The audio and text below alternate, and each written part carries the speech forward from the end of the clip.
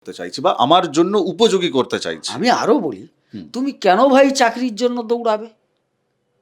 চাকরি যদি তোমার ভাগ্যে আছে, তুমি তো বসে থাকবে, সেখান থেকে বোম্বে থেকে একজন কোম্পানির মালিক আসবে, স্যার আপনার প্রারব্ধ বলছে আপনি কর্ম পাবেন একজন ম্যানেজার পোস্ট, অতএব সুতরাং আমরা আপনাকে পালকি করে নিয়ে যাব বোম্বে।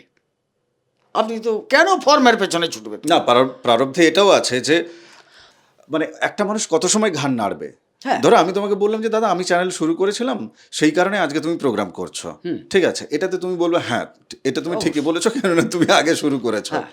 কিন্তু এটা যদি আমি প্রত্যেকটা দিন অন্তত সারাদিনে 3বার করে যদি তোমাকে বলি, যতই বিনম্র সুরে বলি না কেন, যতই কোকিল কণ্ঠী হয়ে যাই না কেন, আর আস্তে আস্তে বলি না কেন, এটাই কিন্তু অপমানজনক বিষয় হয়ে দাঁড়াবে। এটাই তো বিষ রোগ তৈরি করছে। যে কোনো সম্পর্ক সেটা কিন্তু পরিপূরকতায় বিশ্বাসী যদি হয়ে চলা যায়, তাহলে সেক্ষেত্রে কিন্তু সম্পর্কগুলো কিন্তু খুব সুন্দর থাকে, এবং এটাই সব থেকে বড় প্রতিকার, একদম, তাই না?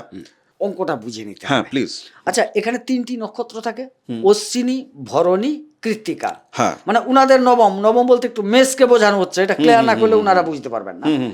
প্রথম এই যে 13 ডিগ্রি 20 মিনিট, তারপরে 13 ডিগ্রি 20 মিনিট, মোট তো 30 ডিগ্রি, বাকি হচ্ছে ওখানে তাইলে হলো 26 ডিগ্রি 40 মিনিট চলে গেল, 3 ডিগ্রি 20 মিনিট পড়ে থাকলো, ওটা হচ্ছে কৃত্তিকার জন্য। আজকের মূল এপিসোড শুরু করার আগে আপনাকে মা নর্মদার কৃপা আপনি কি করে পাবেন আপনাকে আমি জানাতে চাই। আপনি যদি প্রতিদিন ত্রিকাল এই নর্মদাষ্টকম পাঠ করেন, আপনি মায়ের কৃপা পাবেনই পাবেন, মায়ের কৃপা আপনার উপর বর্ষিত হবে। ফ্রি অফ কস্ট নর্মদাষ্টকম পাওয়ার জন্য হোয়াটসঅ্যাপে আপনি আমাকে লিখুন আপনার নাম এবং ঠিকানা দিয়ে, যে পিডিএফ বই চাই, আমি আপনাকে পাঠিয়ে দেবো সঙ্গে সঙ্গে। এই পিডিএফ বই আপনি প্রতিদিন 5 জনকে শেয়ার করুন। আসুন আজকের মূল এপিসোড শুরু করা যাক। নমস্কার, নর্মদে হর শিবকুণ্ডা মা নর্মদাকে প্রণাম জানিয়ে শুরু করছি আজকের এই আলোচনা। আমরা কথা বলবো 20 যোগ নিয়ে। রবি এবং শনি তাদের একত্রে অবস্থান আপনার জন্মছকের যে কোনো একটি ঘরে। সেক্ষেত্রে 20 যোগের প্রভাবটা সারা জীবনভর চলতে থাকবে। আপনি যদি এই যে 20 যোগ মনে করেন যে না শুধু শনি রবিতে দিয়ে হয় না, আরও অনেক ক্ষেত্রেও তো 20 যোগ হয়, হ্যাঁ হয়। 20 যোগ একত্রিত বসলেও যেমন হয়, আবার তার সাথে সাথে আরও অনেকগুলো প্যারামিটার আছে, সেগুলো গোবিন্দদা আপনাদেরকে এপিসোডে বলবেন। যাদের কাছে জন্মছক নেই, আপনারা আপনাদের জীবনে যে যে ঘটনাগুলো ঘটছে সেই ঘটনাগুলোর সাথে আজকের আলোচনায় যদি কিছু মিল পান, তাহলে মেবি হয়তো 20 যোগ আছে, এমনটা ভাবতে হবে। চলুন আমরা আলোচনা শুরু করি। আপনারা চ্যানেল সাবস্ক্রাইব করে নিন। সিংহ লগ্ন সাপেক্ষে আমরা কথা বলছি, সিংহ রাশি সাপেক্ষেও কথা বলবো। সিংহ লগ্ন সাপেক্ষে মূলত আপনারা 70% আলোচনা পাবেন, আর 30% পাবেন আপনারা রাশি সম্পর্কিত। রবি তার নিজের ঘরে বসে আছে, শনিও এসে সাথে বসেছে, অর্থাৎ সিংহ লগ্নেই একদম এই শনি রবির একত্রিত অবস্থান।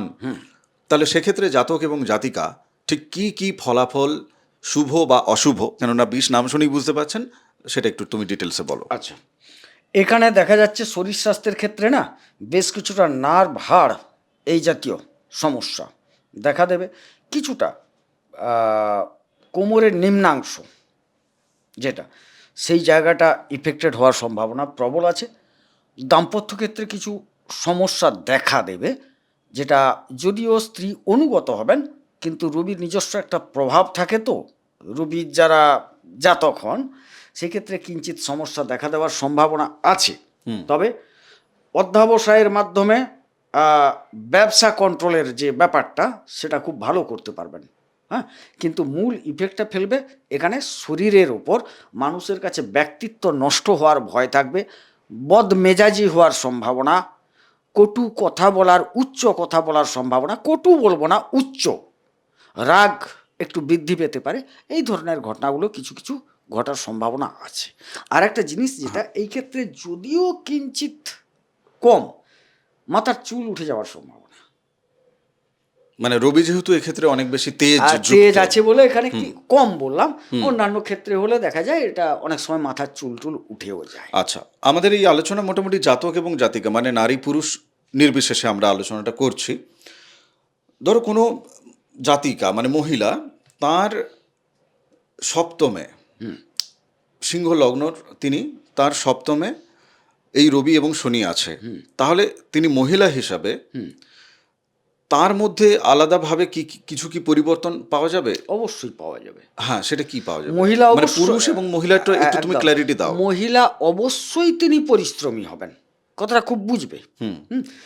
এবং তার একটা সফলতা প্রাপ্তির ঝোঁক থাকবে, বুঝলে ব্যাপারটা, ব্যবসার দিক থেকে, বিশেষ করে ব্যবসার দিক থেকে।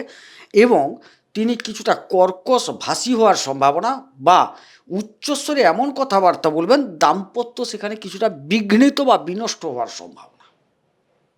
ব্যবসা ক্ষেত্রেও দেখা যাবে কর্মচারীদের সাথে একটা গন্ডগোল সম্ভাবনা দেখতে পাওয়া যাবে। আচ্ছা, সপ্তমে সপ্তম কোনো মহিলার ক্ষেত্রে, হ্যাঁ, আর তিনি পুরুষের ক্ষেত্রে একই জিনিসটা একই আসছে। এবারে প্রশ্ন হচ্ছে যে মহিলা পুরুষ আমরা ভাগ করে নিচ্ছি, কারণ এখানে কোনোটি স্ত্রী গ্রহ নয়, মানে গ্রহেরও ভাগ আছে, কোনটা পুরুষ গ্রহ, কোনটা স্ত্রী গ্রহ, কোনটা ক্লীব গ্রহ। এখানে কেউ স্ত্রী গ্রহ নয়, সুতরাং যেটুকু আলোচনা হবে পুরুষ নারী নির্বিশেষে, ওরা সিংহ লগ্নের মানুষ, নিজেকে একটু প্রভাব বিস্তার করার চেষ্টা থাকবে, উচ্চ কণ্ঠী হবে বা কণ্ঠস্বর তাদের উচ্চ হবে, স্ত্রী পুরুষ যেই হোক না কেন। এবারে তাদের দাম্পত্য যেহেতু সপ্তমে বিষযোগটা ঘটে যাচ্ছে, দাম্পত্যটা বিষময় হবে, এটা একদম নিশ্চিত। পার্টনার পরিশ্রমী হবে, সফলতা নেব আমি, এই প্রবণতাটা থাকবে। অনেকের বাড়িতে দেখবে করছে তার হয়তো স্ত্রী, আমি উদাহরণ দিচ্ছি, স্ত্রী বা স্বামী যে কেউ করছে, হ্যাঁ, কিন্তু আগ বাড়িয়ে ক্রেডিট নেওয়ার জন্য পার্টনার সবসময় ব্যস্ত। হ্যাঁ, তুমি বলেছিলে, সে তো আমিও এটা করতে বলেছিলাম বলে তুমি গেছিলে, নাহলে তুমি তো মাদুর পেতে ঘুমিয়েছিলে। অথচ সে লোকটা গেল বা তার স্ত্রী গেল, বাজার করলো, আনলো, রান্না করলো, প্লেটে সাজিয়ে দিল, তার স্বামী কিন্তু সেই ক্রেডিটটা নেওয়ার জন্য, হ্যাঁ তুমি উঠেছিলে, আমি তোমাকে কত করে ডাকলাম বলে তো তুমি সে কাপড় পরে মুখ ধুয়ে হ্যানা ত্যানা করে বাজার গেলে যা পেলে নিয়ে এসে রান্না করলে, আমি যদি না ডাকতাম তুমি করে দিতে পারতে সময়, মানে ওই ডেকে দেওয়াটা তার ক্রেডিট, এটা নিতে চাইছে। অথচ সে লোকটা যে উঠে বাজার গেল, কেনা বেচা করলো, ফিরে এসে হাঁড়ি কড়া মেজে রান্না করে প্লেটটা সাজিয়ে দিল, তার কোনো ক্রেডিট নেই। তোমার এই যে ক্রেডিট নেওয়ার জায়গাটা থেকে, যদিও মানে সম্পর্কের ক্ষেত্রে আর কি এই প্রশ্নটা অনেকের কাছে মনে হবে যে অপ্রাসঙ্গিক, কিন্তু এটা যে কতটা ভয়ঙ্কর যাদের জীবনে এটা হয়েছে তারা বুঝতে পারবে। এই ক্রেডিট নেওয়ার চক্কর, ঠিক আছে, মানে ধরো সেটা প্রেমিক প্রেমিকা হতে পারে, বাবা ছেলের মধ্যে হতে পারে, মা ছেলের মধ্যে, মা মেয়ে, ইত্যাদি ইত্যাদি, যে কোনো সম্পর্কের ক্ষেত্রে না, মানে কেউ যদি নিজে হাতে তোমাকে ক্রেডিটটা তুলে দেয়, হ্যাঁ, তাহলে সেটা কিন্তু দুজনের জন্যই প্রিয় হবে। হ্যাঁ, কিন্তু যদি সাপোজ ধরো আমি যদি এখন ক্রেডিট নিতে শুরু করি, ঠিক আছে, যে এই চ্যানেল তো আমি শুরু করেছিলাম, ইত্যাদি ইত্যাদি, তুমি তো পরে এসছো জ্যোতিষী হিসাবে, তো এক্ষেত্রে কি হবে জিনিসটা? এক্ষেত্রে কিন্তু মানে একটা মানুষ কত সময় ঘাড় নাড়বে? হ্যাঁ। ধরো আমি তোমাকে বললাম যে দাদা আমি চ্যানেল শুরু করেছিলাম, সেই কারণে আজকে তুমি প্রোগ্রাম করছো, ঠিক আছে, এটাতে তুমি বলবে হ্যাঁ এটা তুমি ঠিকই বলেছো, কেননা তুমি আগে শুরু করেছো। হ্যাঁ। কিন্তু এটা যদি আমি প্রত্যেকটা দিন অন্তত সারাদিনে 3 বার করে যদি তোমাকে বলি, যতই বিনম্র সুরে বলি না কেন, যতই কোকিল কণ্ঠী হয়ে যাই না কেন, আর আস্তে আস্তে বলি না কেন, এটাই কিন্তু অপমানজনক বিষয় হয়ে দাঁড়াবে। এটাই তো বিষগ্রহ তৈরি করছে। যে কোনো সম্পর্ক সেটা কিন্তু পরিপূরকতায় বিশ্বাসী যদি হয়ে চলা যায়, তাহলে সেক্ষেত্রে কিন্তু সম্পর্কগুলো কিন্তু খুব সুন্দর থাকে, এবং এটাই সব থেকে বড় প্রতিকার, একদম তাই না? কোনো জ্যোতিষী কাউকে লাগবে না, আপনি নিজেই স্বয়ংসম্পূর্ণ এক্ষেত্রে, নিজে নিজের প্রতিকার করে ফেলার ক্ষেত্রে। ক্রেডিট নেওয়ার জায়গা থেকে আমি আরেকটু চলে যাচ্ছি দশম ঘরে। রবি এবং শনি দশমে বসে আছে সিংহ লগ্নে জাতক জাতিকাদের জীবনে, তাহলে সেক্ষেত্রেও কি এই ক্রেডিট নেওয়ার জায়গাটা থাকবে? হ্যাঁ, প্রতি ক্ষেত্রে দ্বন্দ্ব থাকবে। কর্মের ক্ষেত্রে বস বেশি পারদর্শী না কর্মী বেশি পারদর্শী? আচ্ছা, মানে ধরো ইনি যদি বস হলেন, ঘটনাটা হচ্ছে হ্যাঁ। রবি হচ্ছে একটু লিডারশিপটা ভালোবাসে, আচ্ছা, আর শনি হচ্ছে লেবার শ্রেণীর গ্রহ। যে কোনো কাজের জায়গায় এই স্তরটা কিন্তু আছে, যদি তিনি সেলফ এমপ্লয়ি না হন। একদম তাই।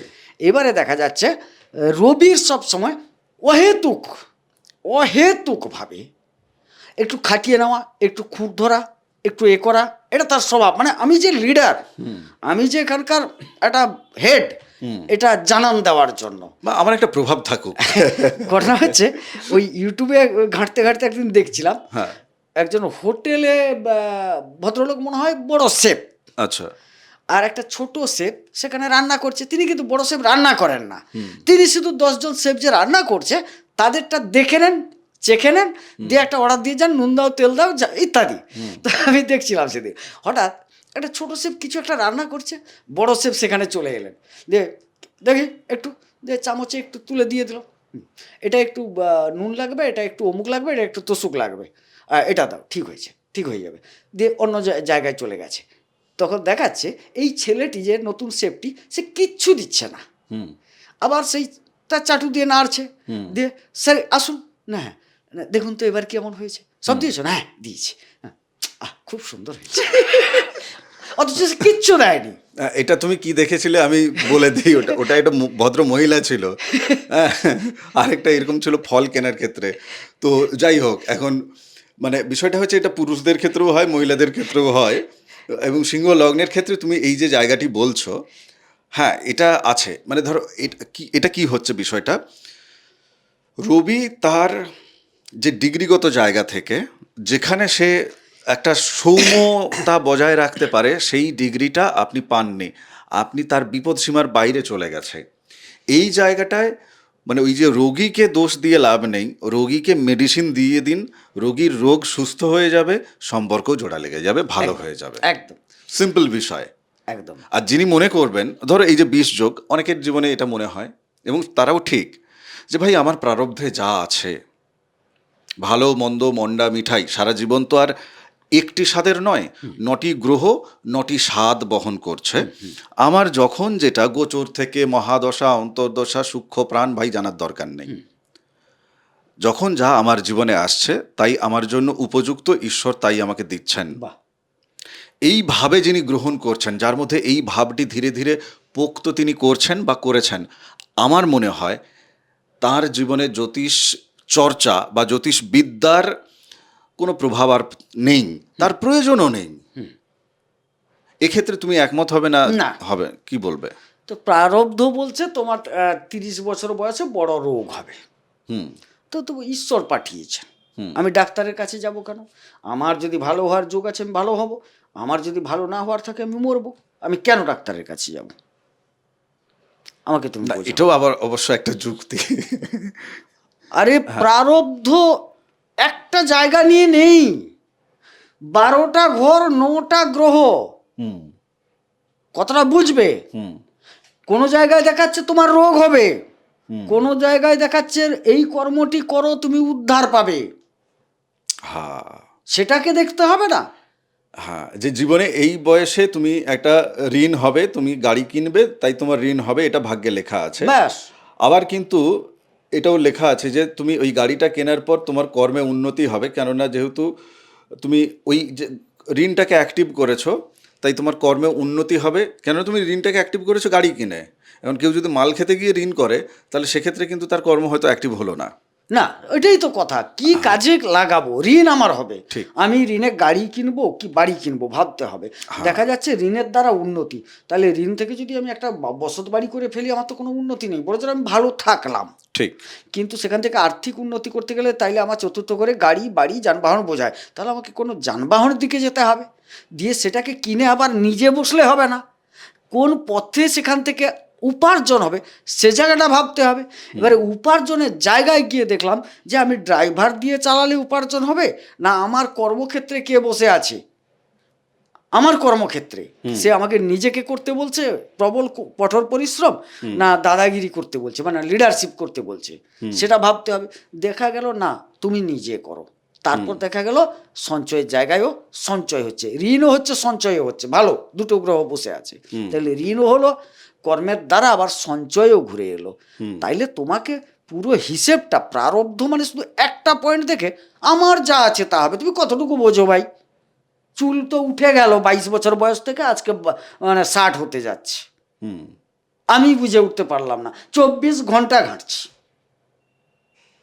সমুদ্রকে যদি বুঝে নি বলা হবে, আমি না, আমি জ্যোতিষবিদ্যাই বুঝতে চাইছি না, আমি চাইছি যে ভাই আমার জীবনে যা আছে তাই হচ্ছে হোক, আমি সব কিছুতেই হাসি খুশি থাকার চেষ্টা করি, বা দুঃখে বলে কেঁদে নেব, চোখে জল এলে জল আসুক, আনন্দ কিছু যদি ঘটে জীবনে তাহলে সেক্ষেত্রে আমি আনন্দিত হলাম।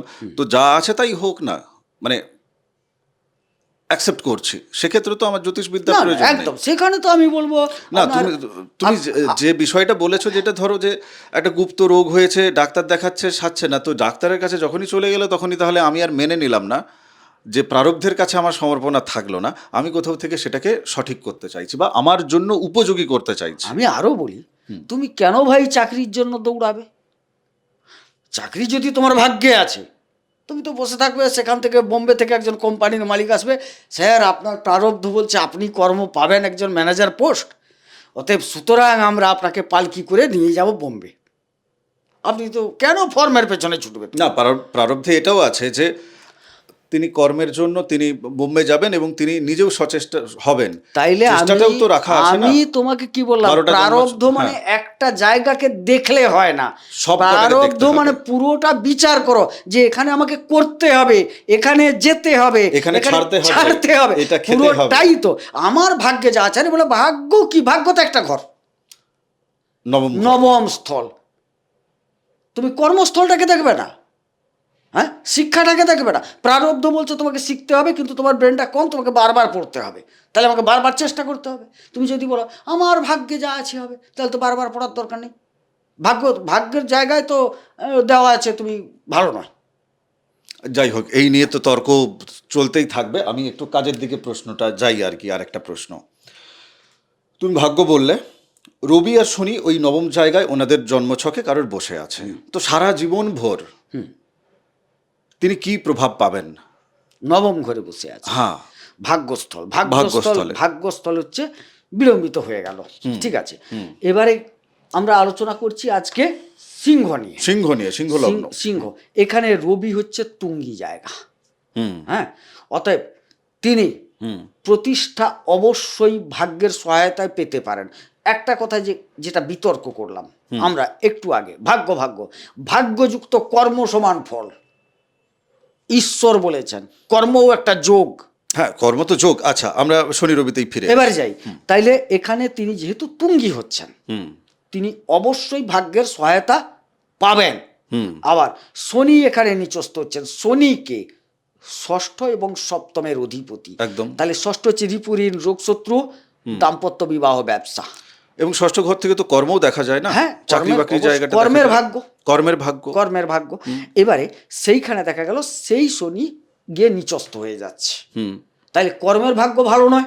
কর্ম তোমাকে দিচ্ছে রবি, পাচ্ছ কর্ম, কর্মের ভাগ্যটা ভালো হচ্ছে না, বিড়ম্বিত। রিপুঋণ, রোগ, শত্রুতা সেখানে প্রবেশ করে যাবে। বাড়ির কলহ সেই কর্মে গিয়ে বাধা সৃষ্টি করবে। বাড়ির কলহ মানে বাড়ি থেকেই উনি কর্ম করছেন, ওনাকে কর্মর ক্ষেত্রে মানে উনি সুস্থির থাকছেন না বাড়ির কারণেই, বাড়িতে কিছু না অনেক কিছু কারণ litigation ঘটতে একটা পারে, চলতে অনেক থাকবে। কারণ ঘটতে পারে। এখন বাবু একটা মালি মোকদ্দমা হয়ে গেল, সরকারি চাকরি করেন, দেখা গেল তার নামে এমন একটা কেস হয়ে গেল, কর্মের উপর প্রভাবটা পড়ে গেল। আচ্ছা আচ্ছা আচ্ছা, হ্যাঁ হ্যাঁ হ্যাঁ, মানে সেটা বাড়ির অন্য কারোর কারণে ওনার উপরেও কেস চলে এলো। হয়তো হয়তো কত এটা, কি হবে, হয়তো। জীবন তো তোমরা উপলব্ধি করেছো, আমরাও করেছি। হ্যাঁ, এবারে এমন একটা মাথায় ঋণ চলে এলো, যে ঋণটা পরিশোধ করার স্বার্থে মেবি তিনি কোনো ব্যাংকের ম্যানেজার হতে পারেন, হ্যাঁ, সেই ঋণটাকে সামলাতে গিয়ে ব্যাংক থেকে আচ্ছা আজকে 2 লাখ নিয়ে কোনো রকম মিটিয়ে দিই, পরশু দিন যে সেই জায়গার টাকাটা আসবে না, ওখানে ফেলে দিয়ে ম্যানেজ করে দেবো, কেউ বুঝতে পারবে না, ঘটনা মনের মধ্যে আসবে, সেই জায়গাটা তৈরি করে দেবে এখানে শনি যেহেতু নিচস্থ, কথাটা বোঝো। কিন্তু ভাই এই জায়গায় 10 ডিগ্রির মধ্যে, ফার্স্ট 10 ডিগ্রির মধ্যে আসতে হবে। যদি শনি রবি একত্রিত হয়ে যান না, তাইলে কিন্তু একটা নিজ ভঙ্গ রাজযোগ তৈরি হয়। আবার দূরত্বটা যত যাবে, নিজ ভঙ্গ রাজযোগের সাথে মানে ওর তো চলে গেল বাদ, সাথে সাথে এই জায়গায় 20 যোগের প্রকোপটা বেড়ে যায়। 20 যোগের প্রকোপ নিয়ে তুমি বলে দিয়েছো। এবার ওই যে 10 ডিগ্রির ভেতরে নিচ ভঙ্গ রাজযোগ যাদের হচ্ছে, তো সেই জায়গাটা তোমার কি কি ফলাফল দেবে তুমি সেটা বলবে, কিন্তু তার আগে আমাকে একটু নক্ষত্রগত জায়গা থেকেও যে তোমার ওই নিজভঙ্গ রাজযোগটা হতে পারে, হ্যাঁ। বা বিষ যোগের বিষ নামের থেকে বরং বেশি অমৃতের মতো ফল পাবে, সেই জায়গাটা একটু নাক্ষত্রিক ফলাফলটা একটু বলো। একটু এখানে অঙ্কটা বুঝে নিতে হ্যাঁ হবে। প্লিজ। আচ্ছা, এখানে 3টি নক্ষত্র থাকে, অশ্বিনী, ভরণী, কৃত্তিকা। হ্যাঁ। মানে উনাদের নবম, নবম বলতে একটু মেষকে বোঝানো হচ্ছে, এটা ক্লিয়ার না করলে উনারা বুঝতে পারবেন না। প্রথম এই যে 13 ডিগ্রি 20 মিনিট, তারপরে 13 ডিগ্রি 20 মিনিট, মোট তো 30 ডিগ্রি, বাকি হচ্ছে ওখানে তাইলে হলো 26 ডিগ্রি 40 মিনিট চলে গেল, 3 ডিগ্রি 20 মিনিট পড়ে থাকলো, ওটা হচ্ছে কৃত্তিকার জন্য।